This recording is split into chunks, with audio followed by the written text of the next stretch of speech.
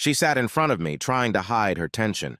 During the first meeting, I had learned that Louisa was a civil servant, well regarded by her superiors, a successful woman, but there was something wrong with her relationship with her husband. That's what they both thought.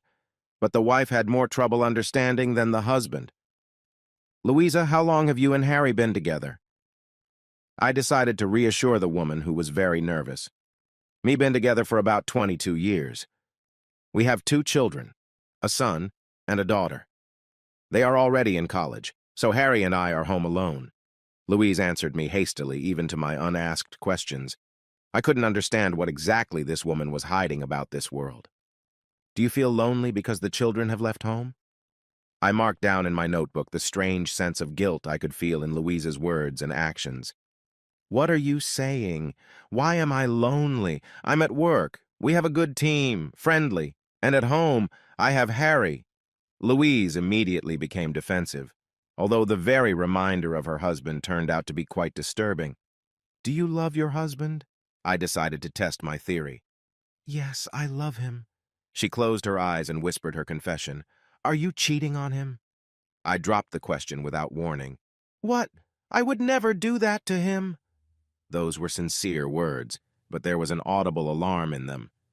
"I'm sorry, I just had to ask. But I want to ask you how you're doing in bed." I believed Louise would be sincere here, too. "We're sleeping together. I think it's an age thing. I don't always want to do it with him," was a strange answer. A woman who loved her husband refused to make love to him? Why? My direct question demanded a direct answer. "Yeah, I'm not sure of myself. There are just too many young, beautiful women. And Harry, he's better than me. And I guess it's okay." Louise wiped away a tear. "Did Harry tell you that you're not pretty?" I tensed up, waiting for an answer. "No, not at all. He's always admiring my body. Says I'm the most beautiful. But I'm over 50. Louise tensed again. "When did you start having trouble having sex?" Even a non-expert could see that the woman was lying. "I don't have a problem having sex. I'm sorry, I'm not interested in it." Louise looked at the chair where her husband had sat last time. "I asked about the time, Louise." I was beginning to develop a note of hostility towards this woman. 6 months ago. We stopped sleeping as husband and wife 6 months ago. Louise was surprising me more and more. "And what happened 6 months ago?" I tried to force out some information. "I was told my husband was having an affair on the side." And now there was an expression on her face that signaled not anger, but guilt. "And you think he's cheating on you?" I needed to hear her opinion. "I don't know. He never comes home later than usual. He hasn't changed his behavior. I can't smell another woman's scent from his clothes. There are no new callers on his cell phone that he talks to often. There are no messages in his mail from any acquaintance. But I can't be sure. The detectives hired haven't—" Louise could barely hold her breath. She looked at me a little annoyed. Her voice, on the other hand, became a little sharper. "You're going through his phone and reading his mail. And what could the detectives possibly know?" I wouldn't have thought Louise was capable of such a thing. But this woman didn't trust her husband. "Yes, I'm jealous of him. I check his cell phone every night, and the surveillance has determined that he is faithful to me." The quiet reply stunned me. "But you could ask him. I'm sure he wouldn't lie to you." I hoped for their reconciliation. "I'm afraid to hear that he has someone else. I'm scared he's going to leave me for some whore who hangs around him at work. And then I was told about him." Yes, the nature of her fear was clear to me. But from their first visit to my office together, I had immediately identified Louise as the cause of the problem. And who had led this woman to think of her husband cheating on her? "Who told you that?" I tried to find someone to blame for their problems. It doesn't matter." Louise didn't give away her secrets. "You know, it's better to know the truth, bitter but true, than to suffer. But I want to meet Harry at the next session. Is there anything you can do for me? I want you to smile at your husband. I want you to show him that you love him." I tried to motivate Louise into action. Gary turned up for his session on time. He was precise about everything. Well, that's his main job. He's a math professor at a prestigious university. "Harry, How long have you and Louisa been together? I decided to see his reaction to the question. 22 years, a whole 22. Harry smiled but didn't elaborate on his question. And how do you remember your marriage? I saw his smile, but I wanted to know the reason for that reaction. We were multifaceted. Sometimes we quarreled, but always made up. We have beautiful children, a son and a daughter. I don't control her at work or outside the office. I trust her completely. This is her second marriage, but I never reproach her for it. And yes, I am almost happy. Lately, though, something has happened, and we can't find a way out. That's our life together. Harry was oddly more interested in finding a way out of the crisis. Do you know what the cause of your differences are? Have you talked to Louisa about them? I made my notes in preparation for my meeting with Louise. I'm trying to find answers, but Louise won't let me into her world. I've found myself outside her orbit. Harry was brutally honest. Do you think she might be cheating on you? I tested different ways of dealing with the question. I don't know. Like I said, this is her second marriage, but she doesn't seem like a cheater. Yes, she has a lot of men at work and she's a very beautiful woman, but I don't think she's having an affair with anyone. Harry only pressed his lips together bitterly. You haven't looked at her phone or email? I was walking on thin ice.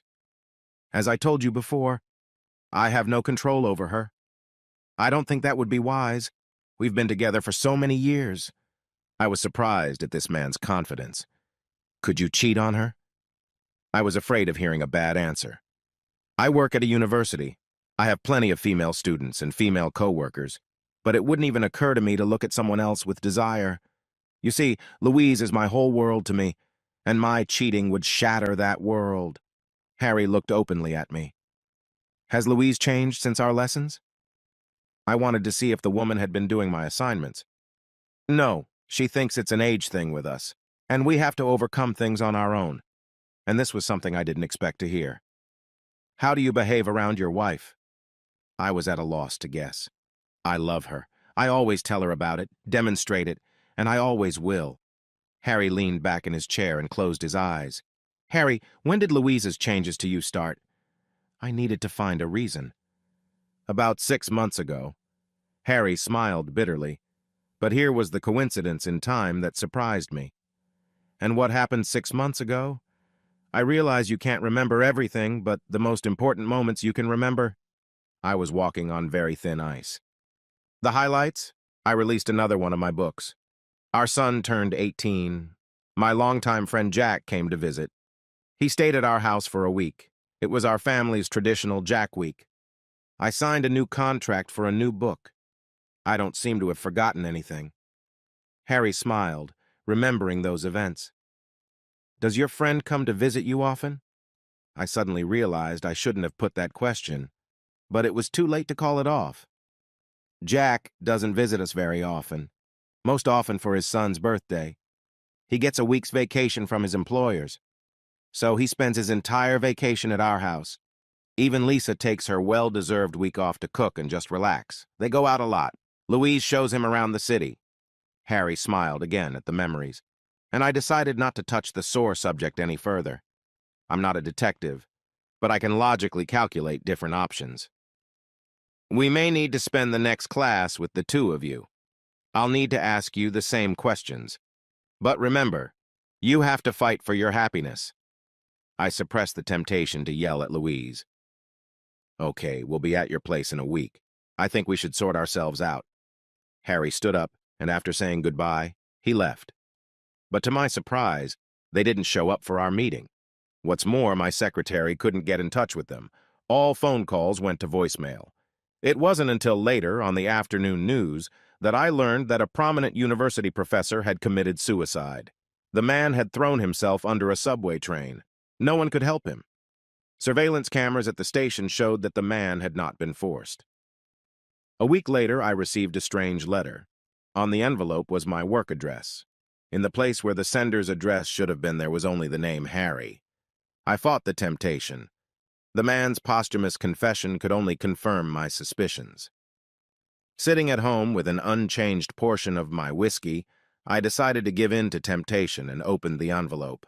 There were copies of 3 DNA tests with the conclusions of the specialists. Samples 1 and 2 belonged to relatives. Samples 2 and 3 belonged to relatives. Samples 1 and 3 belonged to unrelated people. No, one didn't even have to ask oneself what that meant. The conclusion was obvious. Harry had found out that his son had a different father. It didn't take a mathematical genius to figure out exactly who the boy's biological father was. But why did Louise continue to let the man she had once had an affair with into her home? Or was the affair never ended? I picked up the letter that was in the envelope, handwritten in neat masculine handwriting. In our bedroom, I found what I was looking for.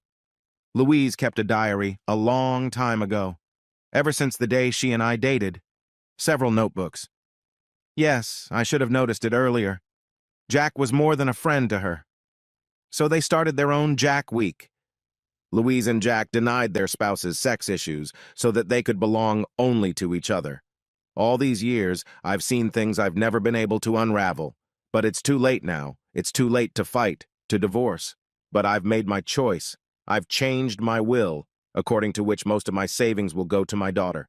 The rest will go to my son. I continue to consider him my son. I've even changed my insurance policy.